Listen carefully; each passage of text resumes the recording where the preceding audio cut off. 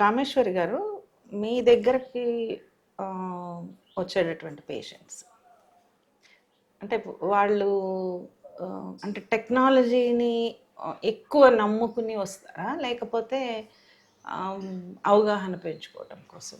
ఇన్ఫర్టిలిటీయే క్లియర్గా ఉంది, వేరే పెద్ద సమస్యలు లేవు అంటే చెప్పింది వింటారండి.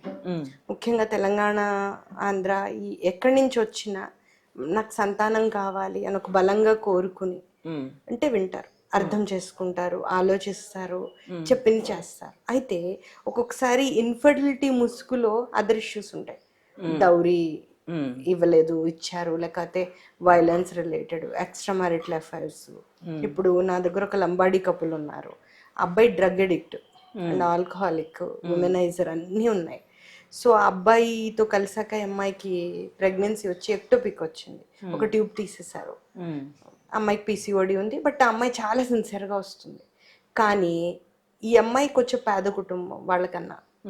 సో అలాంటి ఎన్నో డైనమిక్స్తో అబ్బాయి ఏమంటాడంటే, అబ్బాయి మారడు. అడిగితే ఏమంటాడంటే, నా ఫ్రెండ్స్ అందరూ నా కేసే, కానీ వాళ్ళ భార్యలకు పిల్లలు ఉన్నారు. సో నువ్వే హ్యాండిక్యాప్డ్, ఎందుకని నీకు ఒక ట్యూబ్ లేదు, నీ వల్లే కావట్లేదు అంటాడు. అంటే ఏంటంటే డినయింగ్ థింగ్స్. అంటే నేను మారను, నాలాగా ఉన్న మిగతా వాళ్ళకి అయ్యింది కనుక నీకు కాకపోవడం వల్ల నీదే సమస్య. అలాంటి భావజాలాలు ఉన్న వాళ్ళు ఉంటారు. అంటే చాలా వరకు అంటే ప్రాబ్లమ్ ఉమెన్ తో ఉండి వస్తారా, లేకపోతే మెన్ తో? ఇద్దరికి ఉంటుంది, ఇద్దరికి సమానమైన ఎవరికి ఉంటుంది. అంటే ఇప్పుడు మంచి విషయాలు ఏంటి అంటే పురుషులు కూడా యాక్సెప్ట్ చేస్తున్నారు, అర్థం చేసుకుంటున్నారు. నేనేం మందులైనా వాడాలా, నేనేమన్నా పార్టిసిపేట్ చేయాలా అన్నది అడుగుతున్నారు. అయితే అందులో మళ్ళీ రేంజెస్ ఉంటాయి. చాలా బాగా పార్టిసిపేట్ చేసే వాళ్ళు ఉంటారు, డినై చేసే వాళ్ళు ఉంటారు. డినై చేసిన ప్రెషర్ వల్ల, అంటే డాక్టర్ గారు చెప్తున్నారు వాళ్ళ దగ్గర చాలా మందికి ప్రెగ్నెన్సీస్ వచ్చాయి, నేను వింటే నాకు కూడా అవుతుంది అన్న ప్రెషర్లో వినేవాళ్ళు ఉంటారు, ఏం చెప్పినా వినని వాళ్ళు ఉంటారు. సో ఇంకా అన్ని రకాల గ్రేడ్స్ లోనూ మనుషులు ఉంటారు. అయితే మనం ఎందుకు చేస్తున్నాం ఈ పని అంటే, మనం పట్టుకుని వాళ్ళని మన దగ్గర నిలదొక్కుకోకపోతే అక్కర్లేని మందులు వేసుకుని, అక్కర్లేని ఖర్చు పెట్టుకుని, సో మళ్ళీ ఖర్చు పెట్టాక ఎవరు పెట్టాలి? ఫస్ట్ ప్రెగ్నెన్సీ కోసం అమ్మాయి పేరెంట్సే పెట్టాలి. సో మళ్ళీ అమ్మాయి పేరెంట్స్ కి మళ్ళీ అప్పులు అయిపోతాయి. సో అంత వైద్యం జరిగిన తర్వాత పిల్లలు కాలేదు అంటే ఈ అమ్మాయికి ఇంకెంత పెద్ద లోపం ఉందో అని అంటారు. సో ఇది ఎలాంటి విషయము అంటే, మనం విజయవాడ వెళ్ళాలి, విజయవాడకి కరెక్ట్ బస్ స్టాప్ లో నిల్చుంటే గంటకో 2 గంటలకో 3 గంటలకో బస్సు లేట్ అయినా బస్సు వస్తుంది. మనం ఆపోజిట్ సైడ్ నుంచి విజయవాడ బస్సు రాలేదంటే రాదు. సో కాళ్ళు లాగుతాయి, చెమట పడుతుంది, ఏదైనా కష్టం అవుతుంది, వెయిటింగ్ అవుతుంది. సేమ్ వే రైట్ మెడిసిన్ పడాలి, రైట్ డయాగ్నోసిస్ అవ్వాలి. అది జరిగితే 92-93% బేసిక్ ట్రీట్మెంట్స్, చిన్న చిన్న వైద్యాలు, చిన్న చిన్న మందులతో ప్రెగ్నెన్సీ వచ్చేస్తుంది. అది కరెక్ట్ గా పట్టుకోవాలి. అంటే ఇక్కడ ఒక వస్తువు పడితే ఇక్కడే వెతుక్కోవాలి. అక్కడ వెతికి నాకు వస్తువు దొరకలేదు, నీ వస్తువు పోలేదు, ఎవరో దుబ్బేశారు అని అనకూడదు. Same way correct judgment, clinical judgment అవసరం, లాజిక్ అవసరం, రీజనింగ్ అవసరం, ఎక్కువ మందులు అవసరం లేదండి. అది నేను 26 సంవత్సరాల నుంచి నమ్మి వైద్యం చేస్తున్న పద్ధతి. అంటే నేను జడ్జి ఖానాలో పీజీ చేసేటప్పుడు కూడా నాకు అదే యాటిట్యూడ్ ఉండేది.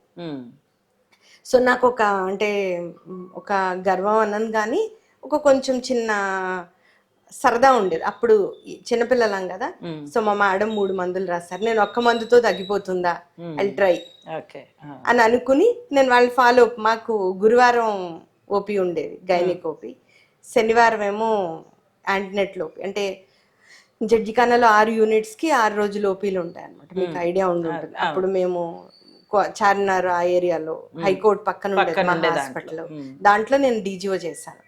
అప్పుడు నాకు అదొక కోరిక ఉండేది, ఎక్కువ మందులు ఇవ్వకుండా 1 or 2 మెడిసిన్స్ తగ్గాలి. అంటే ఒక దాని పేరు ఏంటంటే బఫే ఆఫ్ మెడిసిన్స్ ఇవ్వకూడదు.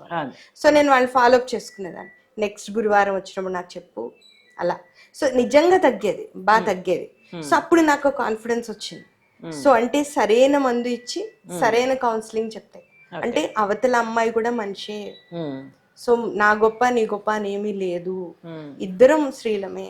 ఆ సమస్యని నేను అర్థం చేసుకుని నాకున్న చదువుతో నాకున్న అనుభవంతో సరిగ్గా కనుక చెప్పగలిగితే మంచి సక్సెస్ రేట్ ఉంటుంది అని అది నేను నమ్మాను. సో దాన్ని నాకు రీఇన్ఫోర్స్ చాలా మంది చేశారు. నేను హౌస్మెన్షిప్ వైజాగ్ లో చేస్తున్నప్పుడు, నేను వైజాగ్ లో మెడిసిన్ చేశాను అండి, పీజీ జడ్జిఖానాలో చేశాను. సో 2 రాష్ట్రాలు, 2 రకాల సాంప్రదాయాలు, అప్పట్లో ఉండే భేదాలు.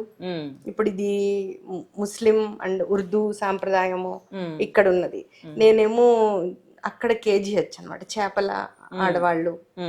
నేను హౌస్మెన్షిప్ చేస్తున్నప్పుడు ఒక ఎమర్జెన్సీ, మెడికల్ ఎమర్జెన్సీ కేసెస్ ఉండేవి. అప్పుడు ఒక యంగ్ పర్సన్కి పాంటైన్ హెమరేజ్ వచ్చింది. అంటే చాలా రేర్ హెమరేజ్ అనమాట. ఇంకా అది వస్తే చనిపోతారు, ఫీవర్ పెరుగుతూ వస్తుంది, అన్కాన్షియస్ అవుతారు, చనిపోతారు. అతని బ్రదరు, ఎల్డర్ బ్రదర్ వచ్చి రోజు వచ్చి ఏమవుతుందో అడిగేవారు. యాక్చువల్లీ నా కేసు కాదు, కానీ నేను అందరినీ కనుక్కుని ఆయన వచ్చి అక్కడ రోడ్డు మీద నించుంటున్నారు వార్డ్ ముందు. మీకు గవర్నమెంట్ హాస్పిటల్ తెలుసు కదా, రష్, ఆ హడావిడి, అందులో పాప ఆయన ఒక్కరు తమ్ముడు కోసం వచ్చి నించునేవారు. సో నేను రోజు ఆయనకి ఏం జరుగుతోందో, నా కేసు కాదు అంటే నేను జూనియర్ మోస్ట్ డాక్టర్ని, నేను కనుక్కుని చెప్పేదాన్ని, ఇలా ఉంది సార్ ఇది వివరం అని. అయితే ఆయన చనిపోయారు. తర్వాత చనిపోతూ అన్న వెళ్ళిపోతూ ఒకటే చెప్పారు ఆయన, సమస్య కష్టం అందరికీ ఉంటుందండి, చనిపోవడం వాస్తవమే, కానీ ట్రీట్మెంట్ చేసే విధానం, మాట్లాడే విధానం చాలా ఇంపార్టెంట్. మీకే ఏదైతే ఈ ఫ్లేర్ ఉందో ఇది వదలకండి. మీరు పేషెంట్తో మీకు ఏదైతే మీరు కమ్యూనికేట్ చేస్తున్నారో, నేను అప్పుడు 21-22 ఏళ్ళు ఏజ్, అది నా మీద చాలా ఇంపాక్ట్ ఇచ్చింది.